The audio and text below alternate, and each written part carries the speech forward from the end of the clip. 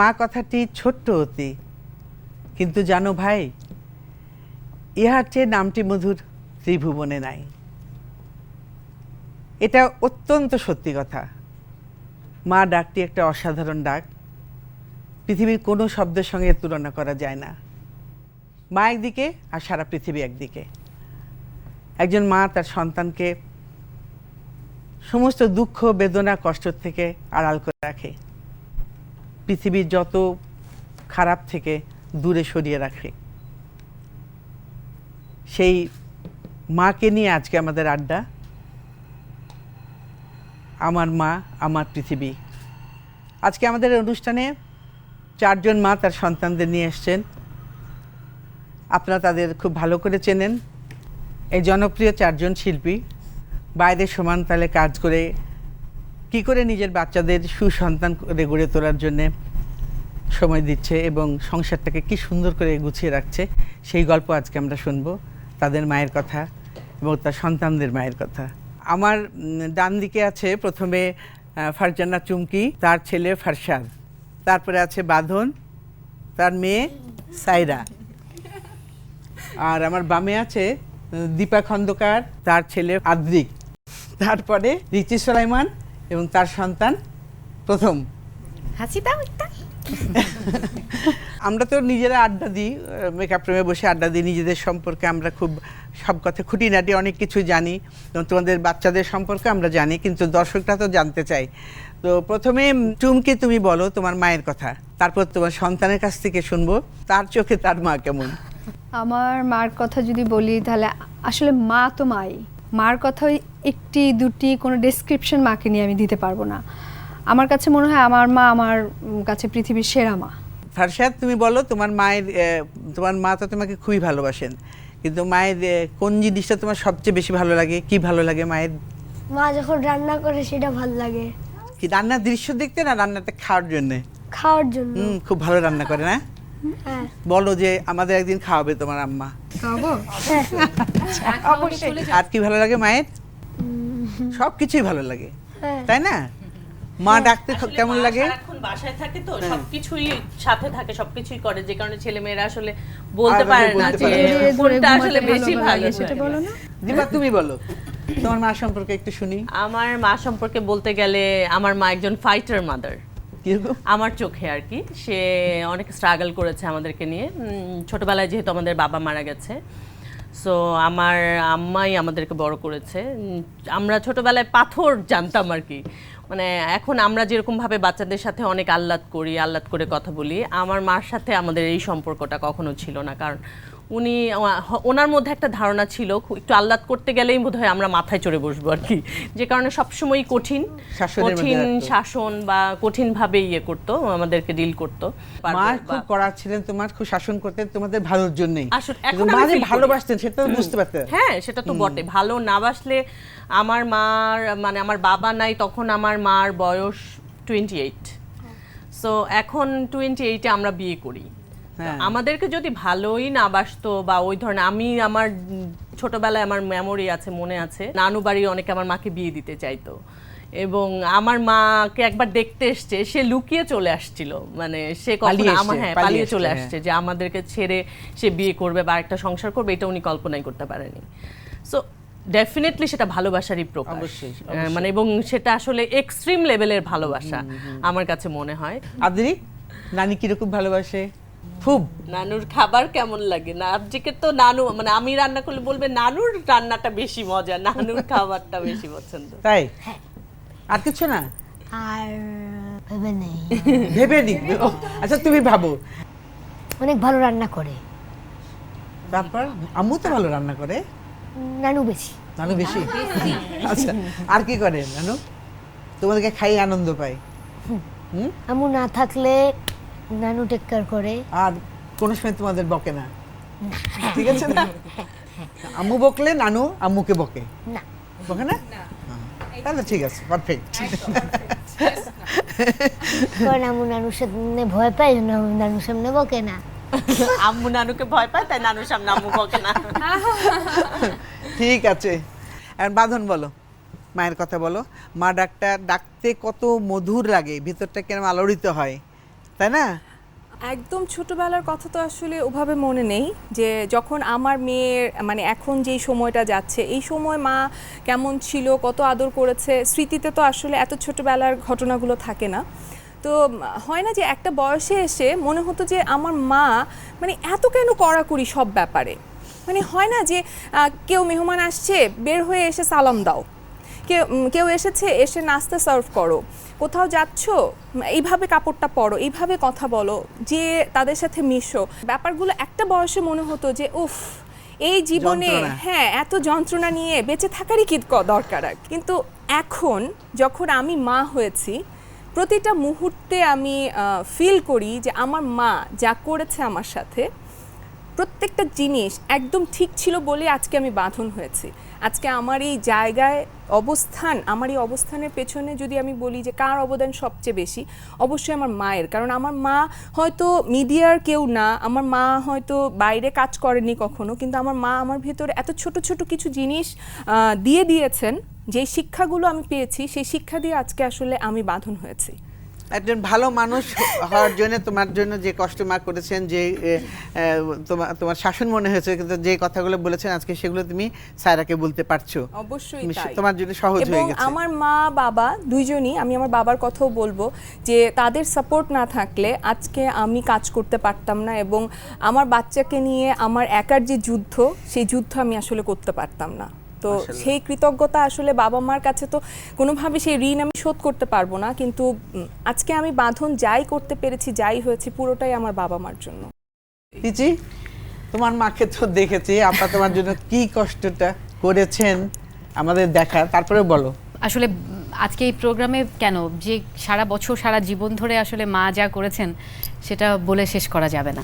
করেছেন বললে না ভুল হবে আন্টি, কথাটা এরকম যিনি এখনো করছেন স্টিল, মানে আমি যে আমার বাচ্চাটাকে রেখে কাজ করি, আমি মানে এই আস্থা, এই নির্ভরতা, এই বিশ্বাস আমি কোথায় পেতাম?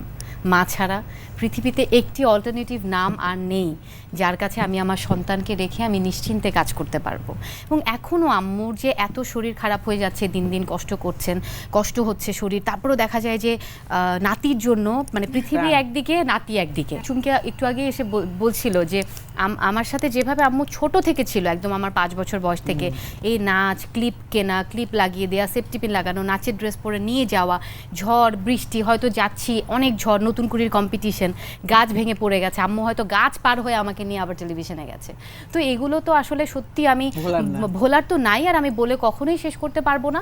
আর আরেক দিক থেকে যেটা আমি এটুকু বলতে চাই যে আমার বাবা মারা যাবার পরে আম্মুকে আমরা 3 ভাই বোন, আমি মনে করি যে আম্মু ইজ আ লাকি মাদার। হ্যাঁ, আমার বাবার অপূর্ণতা তো তার মধ্যে ছিলই, কিন্তু থাকে না যে বৈষয়িক বলেন বা যে কোনো সময় দিয়ে বলেন, যে কোনো জিনিস দিয়ে বলেন, কোনোদিন আম্মুকে একা লোনলি ফিল করতে দেয়। তোমাদের প্রবলেম উনি সবসময় সলভ করেন বা দেখেন, আর তোমরা ওনার প্রবলেম সমাধান করো, এটা খুবই স্বাভাবিক।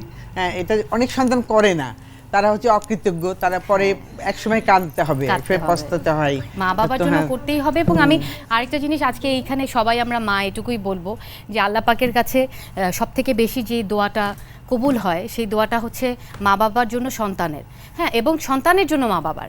আমি যদি আমার সন্তানের জন্য করব সেটাই সবার আগে আল্লাহর দরবারে কবুল হবে, আমি আমার মা বাবার জন্য যেটা করব সেটাই সবার আগে আল্লাহর দরবারে কবুল হবে। এখন আমরা ছোট্ট বিরতি নিই। দর্শক, আপনারা কিছুক্ষণ অপেক্ষা করুন, আমরা কিছুক্ষণের মধ্যে ফিরে আসছি।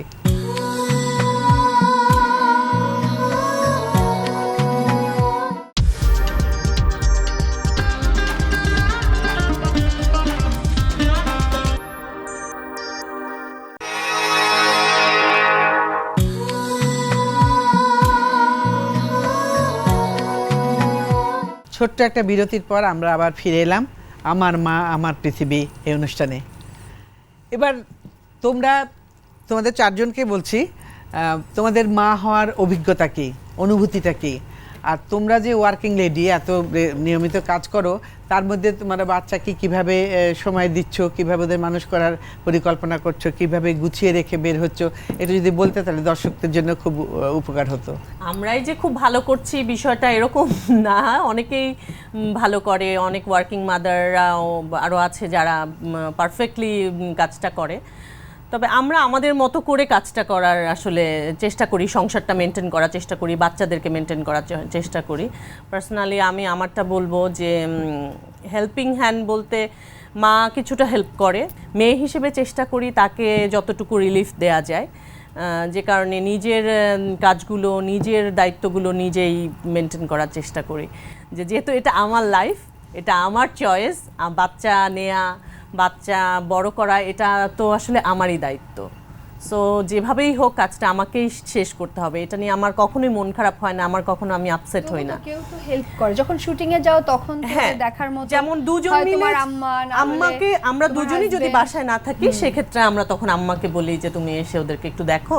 আর পার্সোনালি আমি বলবো বাচ্চাদের ব্যাপারটা অনেক বেশি খেয়াল করার চেষ্টা করি। জিকের ক্ষেত্রে যেহেতু ও একটু বড় হয়েছে, ওর কাজগুলো ও অনেক কিছু নিজে এখন করে নিজে নেয়। বুঝতে পারে। বাহ, যেমন আদ্রিক। হোমওয়ার্কটা আমি জাস্ট বলি যে আদ্রিক হোমওয়ার্ক করেছো, বা নোটবুক দেখে তুমি দেখো তোমার কি হোমওয়ার্ক আছে, প্লিজ তুমি করে নাও। আমি দীপা ও আপুর সুন্দর ব্যাপারে করে একটা নেয়। কথা বলতে চাই। দীপা আপু হচ্ছে আমার চোখে দেখা একজন আদর্শ মা। Oh my God. কারণ আপু তার বাচ্চাদের এমনভাবে টেক কেয়ার করে, শুধু যে খাওয়ানো আর ঘুম পাড়ানো মায়ের কাজ তা না, মানে এক্স্যাক্টলি আমি ওটাই বলতে চাচ্ছিলাম আমি যে আমার এখন কাছে এটা চাইল্ড হ্যাঁ, সাইকোলজিটা অনেক বেশি অনেক ইম্পর্টেন্ট। মানে আমি যখন প্রেগন্যান্ট, তারপরে আমি আমার বাচ্চা নিয়ে কাজ শুরু করেছি, ওর যখন 8 মাস বয়স, তো তখন আপুর সাথে আমার একটা কাজ করার সুযোগ হলো। তো তখন আমি দেখলাম আপু আমাকে বলছে যে আমি এই যে আজকে আমার ছুটি, আজকে শুটিং, কালকে ছুটি, আমি কালকে ওকে একটা আর্ট এক্সিবিশনে নিয়ে যাব। আমি বলি আর্ট এক্সিবিশনে যাবে? বলে হ্যাঁ, আমার বাচ্চা তো ওখানে যেতে ভালোবাসে, পছন্দ করে। এই যে পছন্দ করাটা, এটা কিন্তু আপুর তৈরি করা। সে ওই জায়গাগুলো, ওই জগৎগুলোকে চিনিয়েছে বলেই কিন্তু আজকে আদ্রিক মনে করছে যে আমি একটা আর্ট এক্সিবিশন হচ্ছে ওখানে যাব। বাচ্চাদের সাইকোলজিও আপু এত ভালো বুঝে। মানে অনেক সময় দেখা গেছে যে আমি হয়তো একটু আপসেট হয়ে যাচ্ছি যে না আপু আসলে এটা এরকম, আপু এত সুন্দর করে তখন বুঝায়, মাদেরকেও অনেক বুঝে। মানে আমি আপুর সাথে খুব বেশি কাজ করেছি বলে যেটা হয়েছে যে আমি এই জিনিসগুলো খুব কাছে থেকে দেখেছি। যে আমরা মেকআপ রুমে বেশ একটু ওয়েট করতে হয়েছে আমাদের, দেরি হচ্ছিল। হ্যাঁ, ওর অনেক ধৈর্য, মানে কি ভালো লাগছে না, দূর এত দেরি হচ্ছে বলছি। ও তো দীপা বলছে যে না ভালো লাগছে না বললে আর থাকতে ইচ্ছে হয় না, খুব ভালো লাগছে। আর আমরা যদি ভালো লাগছে না বলি, বাচ্চারা তো আগেই বলবে। না আসলে আমার কাছে যেটা মনে হয় যে আমার রিঅ্যাকশনটা যদি আমি দেখাই তাহলে কিন্তু বাচ্চারা ডাবল রিঅ্যাকশন দেখাবে। সো আমার যে কারণে আমার মনে হয় যে তুমি অনেক ধৈর্য, তোমার অনেক আমার ধৈর্য। না, এবং বাচ্চাদের সাইকোলজিটা যারা বোঝে। এই জায়গাটায় কাজ করে আমি মনে করি যে তাদের তাদের অনেক ধৈর্যটা ধৈর্য এমনিতেই অনেক বেড়ে চলে যায়। আসে, হ্যাঁ। যে কারণে আসলে আজকে এই প্রোগ্রামটা আমার একটা কথা বলার খুব ইচ্ছা, যে যেমন আমরা যারা মিডিয়াতে কাজ করি, মিডিয়া হোক অর এন্টারটেইনমেন্ট, তো এখানে অনেকে হয়তো মনে করতে পারেন যে আমরা এত বেশি বহির্মুখী, এত বেশি আউটগোয়িং, যে আমরা হয়তো বাচ্চার প্রতি ততটা, অনেকেই ভাবে। ওনারা এটা জানে না যে আমরাই সব থেকে বেশি হোমসিক, আমরাই সব থেকে বেশি বাচ্চাকে টেক কেয়ার করি। হ্যাঁ, আমি কাউকে ছোট করছি না, যারা আমাদের এই জায়গায় কাজ করে না তারা যে করে না সেটা বলছি না। আমাদের একটা চাইল্ড সাইকোলজি নিয়ে যে কথাটা আসলো, যে দীপাপু বলছিল যে ওটা নিয়ে চেষ্টা করে ওটা বোঝার, এটার মধ্যে মোস্ট ইম্পর্টেন্টলি একটা কি জানো, এটা হচ্ছে যে তোমার বাচ্চার কাছে তোমাকে অনেক এক্সপ্রেসিভ হতে হবে। হ্যাঁ, তোমার ভেতরটা তার কাছে একদম ক্লিয়ার করে দিতে হবে যে তোমার ভেতরটায় কি আছে, এবং সেই সোলের ভেতরটা তোমার ছেলের বা মেয়ের সোলের মধ্যে ঢুকিয়ে দেয়া, এটা ভেরি ইম্পর্টেন্ট। বলতে বলতে বলতে ওটা হয়ে যাবে, ভেরি ইম্পর্টেন্ট, খুবই ইম্পর্টেন্ট। সবচেয়ে সুবিধা কি আমি মনে করি যে we are very lucky mother. কেন আন্টি দেখেন, আপনাদের সময় এই ধরনের প্র্যাকটিসগুলো ছিল না, যে একটা বই পড়া, ইউটিউবে ঢুকে একটা বাচ্চার সাইকোলজি নিয়ে কথা বোঝা, মারা কি করে, কি করা আমি উচিত। আরেকটা জিনিসও অ্যাড করব এটার মধ্যে, যে তুমি যেটা বললে যে আমরা অনেক লাকি, অফকোর্স, যে আমরা চাইলেই আমার বাচ্চাটাকে একটা জায়গায় একটা নিয়ে যেতে পারছি, যে আমাদের কিন্তু কারোর উপর ডিপেন্ড করতে হচ্ছে না। যে আমাদের হাজব্যান্ডরা বলবে যে না না তুমি যেতে পারবে ওখানে, একা কি করে একা যাবে, আমাদের কিন্তু আর ওই বিষয়টা আর নাই। সবার পক্ষে এটা সম্ভব ছিল না, অসম্ভব। কিন্তু আমরা যেভাবে আসলে ওদের প্রচার এবং প্রসার, মানে ওদের মিশন এবং ভিশন যেভাবে ওদেরকে আমরা দিয়ে দিচ্ছি, উই আর রিয়েলি লাকি আমি মনে করি, এবং এরা তো আসলে ড্যাম লাকি। এক্স্যাক্টলি, যে বাবু যেটা বললো, আমি দেখি আমার সাথে যত মানুষের কথা হয়, ওর সাথে হয়তো আমার ঘন্টার পর ঘন্টা ফোনে কথা হচ্ছে, কিন্তু একদমই বিষয়গুলো কিন্তু পারিবারিক সাংসারিক। প্রবলেম, এবং বাচ্চা বাচ্চা এই টপিকগুলো একদমই যখন আমি তাই। দেখছি ও আপসেট, তখন কিন্তু আমার টেন্ডেন্সিটা থাকে যে সামহাও ওর মনটাকে ফ্রেশ করা।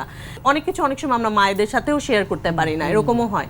তো তখন যেন ওই জায়গাটা যেন ওকে আমি সাপোর্টটা দিতে পারি, এই জন্য আমি কথা বলি, অনেক আরেকটা কথা বলি। জিনিস আমি খুব বলতে চাই, সেটা হলো যে আন্টি প্রথমেই বলছিল যে বাচ্চাকে কিভাবে সময় দেই।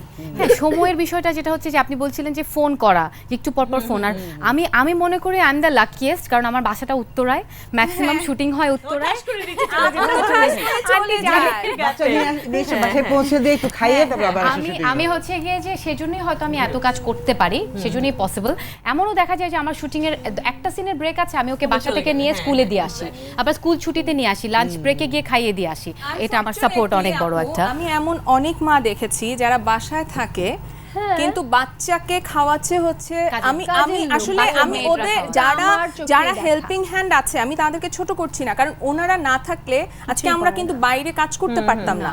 কিন্তু হয় কি যে আমার যেটা হয় আমি খুব ফেস করি, কারণ আমাকে বলে যে তুমি বেশি বাচ্চার ব্যাপারে পজিটিভ, মানে আমি এই কথাটা শুনতে শুনতে আমি জাস্ট মানে আসলে হচ্ছে কি, আমি টায়ার্ড। বলি বাঁধন, এখানে হচ্ছে কি যে we deal with many human.